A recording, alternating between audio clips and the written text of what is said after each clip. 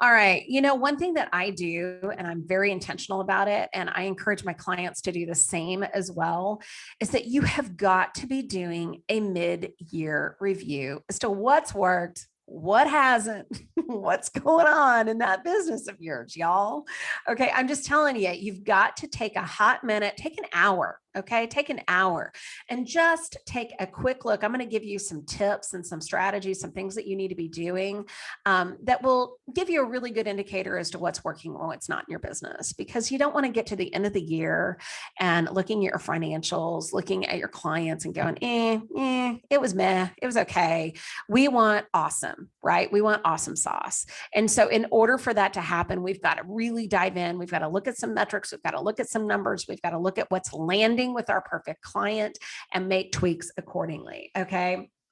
So you've likely tried some new things in your business this year. Some worked, some didn't. And some, well, you may not be sure yet, right? Because you're in the process, but you win some, you lose some. And we all know that. I mean, I think that the more that we can give ourselves some grace on, what's worked and what hasn't, instead of beating ourselves up about all of the crap that has not worked. I mean, oh my God. If my husband were listening to this show, he'd be like, yep, there's a lot of crap that hasn't worked. A lot of money wasted. And he's right. He's absolutely right about that. But on the same, I do believe that everything is part of the journey and it gets you where you need to be at some point, right? But I tell you what, you'll lose cash and clients, say that 3 times fast, if you don't review and consider a few things moving into the next 6 months of this year. Okay. So there are 4 things that I want you to think about. Just 4. And I want you to, your pen and paper, I want you to write these things down, and I want you to take ownership of at least one of these things that you can do today to take a look at what's working and what's not in your business. Number 1, I want you to take a look at the data analytics on your social media platforms. Okay. You're going to want to see quickly which posts performed well and which ones didn't. This will help you plan out your post for the remainder of this year. Okay. So let me give you an aha moment, something that happened with me when I was looking at my content, and I'm always reviewing my content. Oh my God, I'm always looking at insights on Instagram, as well as my views on, my reels that I do, and my LinkedIn articles and my LinkedIn videos and all of that fun stuff as well. Also, let me just say this much. I want you to do the same thing with your email marketing too. You need to look and see your open rates and your click-through rates on your emails. All right. And take a good look at that and see which emails actually converted, like which emails do people actually want to click through, and take a look at those numbers as well too. Anything that's above 20%, consider yourself good. Give yourself a pat on the back, kiss on the cheek, whatever. That's all good with email marketing. But on your analytics for social media, you want to be looking for comments, engagement. You're going to want to be looking for people who have saved posts, who've shared posts, and that kind of thing. So when you hop onto Instagram, you can click view insights, and that will give you a really good indicator as to which posts are performing well for you. So let me get back to my thing about what I wanted to share with you, what I learned from my own social media from looking at insights. Funny enough, several months ago, I was looking because I hired a new social media coordinator to help me out with my marketing. My social media marketing, that is. And she was playing around with several GIFs, memes, that kind of stuff. And so the GIFs, I think the GIFs are the ones they actually move. I think that's, that there's some action, there's some movement in the GIF. It's like a little video or something. Anyway, of course, Instagram prefers video. All platforms prefer video. So more video that you can, integrate into your marketing, the better off you're going to be, right? But we found that the GIFs, the funny little GIFs that were absolutely relatable to my business as well too, those GIFs were performing super well. And we were only doing about 1 GIF every 2 weeks. And I was like, hey sis, like we need to have 1 GIF a week is what we need to do. We need to increase the number because people really loved it. They were saving it. They were sharing it. They were commenting on them and that kind of thing. So that was a tweak that I made. And so you'll see as of just like a month or 2 ago, it's probably been 3 months ago now by the time that this podcast drops, you'll see more GIFs in my Instagram feed. And there's a reason for that, is because that style, that type of post, it was performing well. It was working well for me. Okay. So I want you to take a look, which carousels, which videos, which memes, which whatever content that you're putting out into the world, what has a good save, share, and engagement. Who's commenting? When I talk about engagement, I'm talking about who's commenting. And same thing with your email marketing too. Which emails were opened up? You had the higher open rates and that kind of thing. And take a look at that email. Like, did it have a compelling headline? The subject line, was it compelling? Was it cool? Was it interesting? Was it the content that was in the email? What about that email can you guess as to why more people open that email over another email? Okay. So think about those analytics. That's number one. Think about your email analytics. Think about your social media analytics. Number two, I want you to take a look at what your competitors are doing online. All right. This is not the dark, dirty rabbit trail of, oh my God, the doom and gloom, despair of, what everybody else is doing online and what you're not doing. That's not what I'm talking about, y'all. I want you to be taking a look at your top competitors. Are they doing anything that seems to be landing with their community online? Okay. And what I mean by that, again, engagement, I think that needs to be my next drinking word. I say consistency and engagement a lot. Anyway, you want to be looking at engagement with their content. What posts, what blogs, what emails, I don't know, just especially with posts and with blogs, what are people commenting on? What do they like? What are they saving, sharing, and commenting on? And take a look at your competitors, see what they're doing, and see if there's, anything that you could think about doing to add into your, integrate into your marketing plan as well too. Okay. Do you see people commenting and engaging on their content? If you do, what type of content is it? Just take a quick look. That's all I'm asking you to do. Find a couple of competitors that you think, do a pretty good job, in their particular industry and niche, see what they're doing and see if people are liking, saving, sharing, and commenting on their posts. Okay. That's number two. Number three, I want you to have an understanding of the trends in your industry heading into the last, 6 months of this year.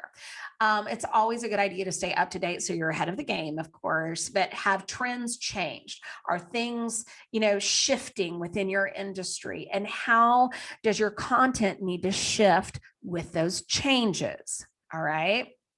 So like, for example, I have a commercial mortgage broker that I work with, and the market volatility has been crazy the past few months and is going to be even more crazy over the next, 6 months or maybe even longer. I don't know. We'll see. But, she is constantly looking at those shifts in her industry, communicating with me as her, chief marketing officer person who's, operating all of her marketing. And we're making tweaks to our messaging accordingly. All right. So that's what I want you to do too. What industry trends are taking place and how do you need to shift your messaging? All right.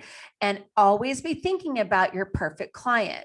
The messaging that you're going to shift, that you're going to change, how is this going to impact their buying patterns? How is this going to impact, the swift call to action, whatever it is that you want them to do? How is it going to impact that? Think about it from their vantage point, not from your vantage point. Again, we go back to, how you communicate isn't necessarily how your client's going to receive it. So you've got to be thinking about how your perfect client is going to receive that information. And I'll digress for a hot minute here and tell you that if you haven't done the DISC profile assessment with me, you need to click the link in my bio, schedule a 60-minute messaging marketing mastery call with me. We're going to go over the DISC assessment. You're going to take it. It takes 15, 20 minutes to do. And what that information tells me is it tells me how you best communicate. And then we have the opportunity to look at, okay, then how does your perfect client best receive your communication? And we develop a profitable marketing strategy based on the science of how you communicate. Oh my God, how awesome is that? Anyway, I digress. I want to get back. You've got to understand your trends and how it's going to impact your audience and know how you need to shift your messaging for that. And this DISC assessment just really allows us to be able to take a really good laser focused look into that. So again, click the link in my bio. Let's schedule some time to talk because it's totally worth your time and money to do it. Okay, number 4, I want you to think about your marketing objective. What is the one result you would like to see different in your business? Just one. Here's where I think people get it wrong. Business owners get this wrong. C-suite level people. I was at a conference several months ago. It was with C-suite level leaders with $500 million corporations, and they're talking about how they get it wrong on this too. And it's not focusing on the one thing. What is the one result that you want to achieve? What is the one product that you want to push? What is the one message that you want to get across? When you have multiple messages, when you've got multiple things happen, you confuse the customer. When you confuse, you lose, right? Donald Miller, thank you for that. But when you confuse, you lose. I want you to be very crystal clear as to your message and what is that one result that you want to achieve. And that's what we need to be focusing on. Okay. Just one result. You hear me talk about, click the link on my bio and my marketing and marketing messaging mastery call.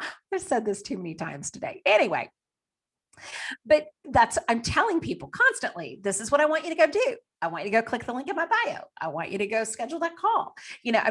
What is the one result? What is the one thing that you want people to do? You've got to have that on autopilot. You've got to have it on repeat. I know that you get so sick and tired of saying it yourself. Oh my God, believe me, I do too, for that matter. But here's the thing. When it comes to your social media marketing, y'all, only 3 to 4% of your audience is even seeing what you're putting out there on the regular. 3 to 4%.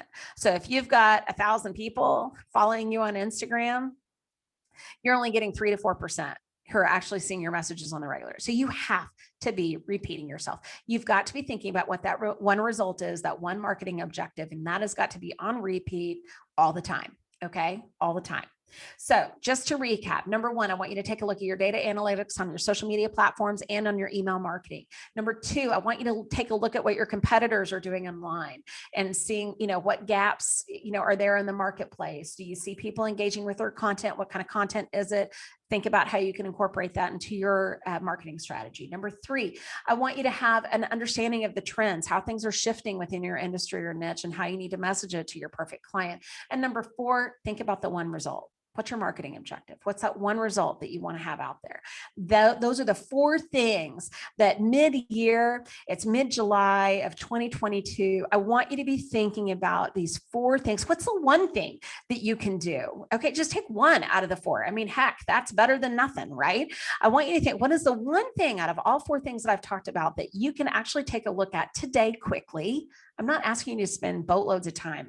I'm asking you to take an hour to look at your data, look at your trends, see what's going on, and make the adjustments. Okay. Don't just take a look at it and not make any adjustments. That's not going to serve you. It's not going to serve your business, and it's not going to serve your client either, for that matter. But I want you to take a look, make the tweaks, make it happen. Let's make the last 6 months of this year, let's just make it rock solid. Awesome.